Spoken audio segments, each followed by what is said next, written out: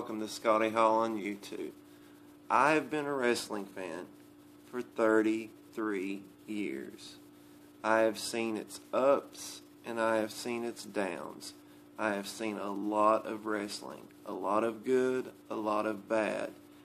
And there is a difference between new age wrestling fans for the young audience and old age wrestling fans as myself and others on here. Just a very few that talk wrestling that know about the 70s and the 80s and 90s. Anybody from the 2000s on, the last decade, has just seen a little bit of what wrestling really is and what it can be. But there comes a time in the wrestling business that, like little spurts of good and greatness, that can happen. But if they miss the opportunity to make greatness happen again, I feel that the business is dying. And I hate to say that, and I hate to say it as that, but if they miss an opportunity to make it better, then Lord help us all as wrestling fans.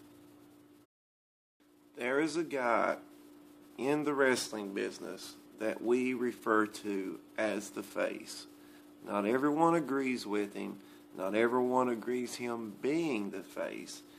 But for 10 years, we have been dominated by this figure. And his name is John Cena.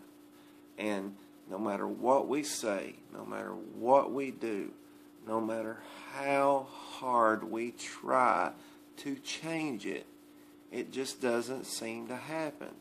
And for the older viewers, we dealt with the same thing with Hogan. But with Hogan, we were all excited because it had never been done before. Well, it had been done before with our dads and our grandparents with Bruno Sammartino, but they actually had talent and actually could carry a company. To carry a company to where you can make it believable that you actually are invested in this character. Whether you like him or not, he's still the man. And Hogan had it, and John Cena has it to a point. But if not everybody is supposed to like Cena, not everybody was supposed to like Hogan, but they pushed him to where everybody had to like him and had to respect him. The only thing that you can question on John Cena is that, is he really over with everyone? And should he be the face? I agree that hard work will get you to the top. And he really does work hard. I mean, they work like 320 days out of the year. And they're always on the road. And he always shows up and he promos and he does all this stuff for Jay Leno's and all this, the things that a face should do. But when your time is ran, it just makes you realize that there needs to be something new.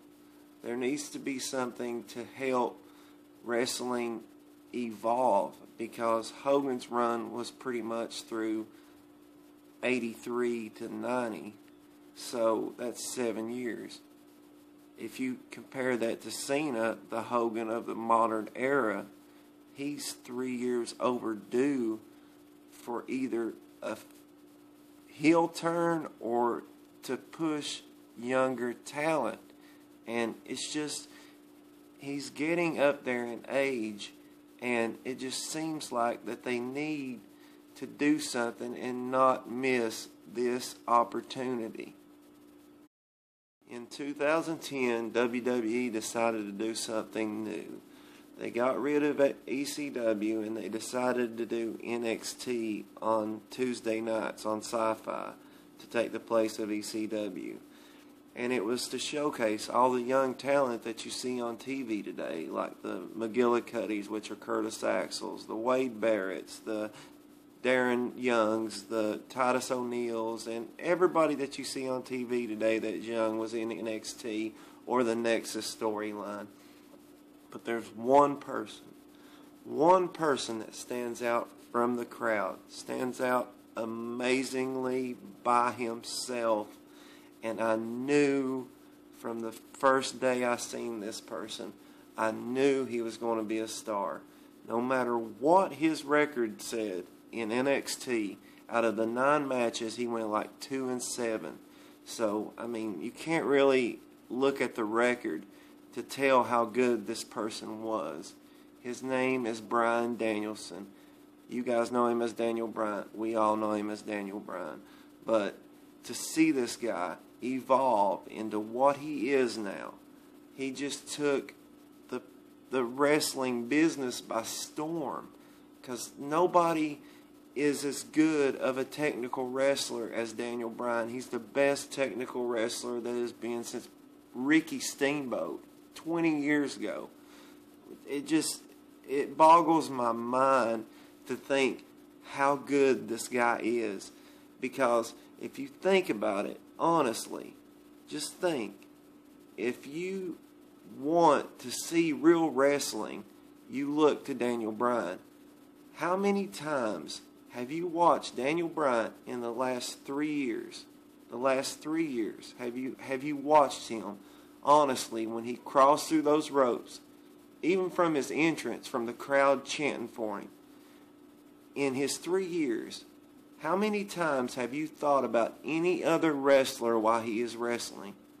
That says something. When Daniel Bryan steps in that ring, you forget about everything. You only focus on him, and wrestling becomes fun again. But now we come to a crossroads. This is a very pivotal time in the wrestling business, because this man is so over with the fans. Just amazing how much of a following and how the crowds react to him. Just to have that much momentum going into this SummerSlam match with John Cena. It just doesn't make sense that you would not see, as Vince McMahon, that this guy is the future of the WWE. He is. Because Vince says that he's small. Triple H wants him in it, and Vince says that he's small. If Vince went on that logic, Bret Hart would have never happened. Shawn Michaels would have never happened. Rey Mysterio would have never happened. This is just a big push and hype to get behind the fact that he's going to face him at SummerSlam. But the thing that I worry about is that the way Cena has been on his track record for the past 10 years is that he buries everybody. He won't put anybody over. The fact is that it's his company, and he doesn't want anybody to succeed over him, because he's the face. He's the poster child. And now that he's getting up in age, and Daniel Bryan is almost the same age as him, but as far as TV age, he's getting up there, and he's had the reign long enough. But for him to feel threatened by this person, it just goes to show how talented he is. And you just got to realize that Cena has ran his course, because he would never put anybody over for the fact that you only had Randy Ortons, the Sheamuses, the Big Shows, and people that got a pop from the crowd, but they either died out or they did something extracurricular backstage and they got suspended or something. Just something that you could not trust to put a title on somebody, because it's a lot of trust. You have to change your whole script. You have to change your whole merchandising. You have to change everything. So to put it in retrospect, you got to just really be prepared for the worst to happen, because I really think they have a golden opportunity to put the belt on somebody that deserves it and can actually bring wrestling back to the forefront, because he's already over and Cena has ran his course. People are just sick and tired of it. The only way I can see it possibly happen is Daniel Bryan either beats him clean or Cena turns heel.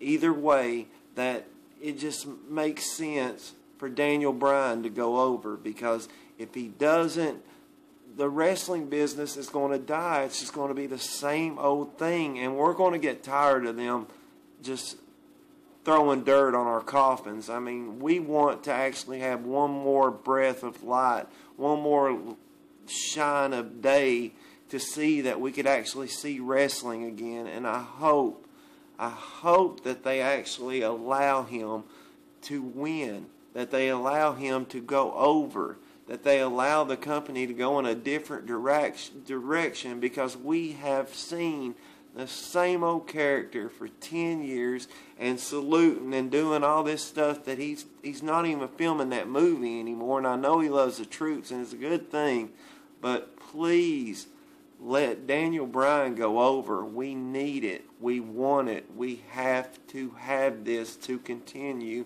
our love for wrestling. Either way, SummerSlam 2013 is going to be a great match. It will be a great feature to the pay-per-view, because SummerSlam is pretty much the biggest pay-per-view other than WrestleMania. So this is the second WrestleMania. I wish we could see it on the big stage, maybe a rematch at WrestleMania or something. I just hope that Daniel Bryan gets the job done, because Cena needs to realize that he needs to share the spotlight. The company cannot grow on one person. Yeah, sure, you might sell a lot of t-shirts and a lot of DVDs and things, but when you actually have people bashing you and telling you that the product is not good, maybe you should try something else. And it's a perfect choice to put it on Daniel Bryan, because Daniel Bryan deserves it. He's worked his butt off. He deserves it. He's over with the crowd. He's the best technical wrestler I've seen in the past 20-some years. He just deserves it. I hope that Cena is a big enough man to swallow his pride and realize that his time is gone. Not gone, but he needs to go away maybe for a while and rethink his character, retool it, whatever he's got to do. But let Daniel Bryan carry the company for the next 2 or 3 years. Allow it to happen, because if it doesn't happen, it's just going to hurt the business more than it would him going over. I mean, they have to do something. This momentum has built up the past year. So with all this momentum that has built up, do not let it just disappear and go away. Please let it happen, because if it doesn't, you know that it's going to be bad. This is the last chance, other than what they had with CM Punk. But it worked, but it really didn't work. It got CM Punk over, but he couldn't carry it. But this guy can actually carry it, because he is a baby face. He can actually do it. He really can. He's got the moves. I think he's better than Punk, so that's my opinion. But Daniel Bryan needs to win this. He deserves it. And just, I hope it happens. I want to thank y'all for watching. Remember, we all have a video camera, we all have internet, and we all have an opinion.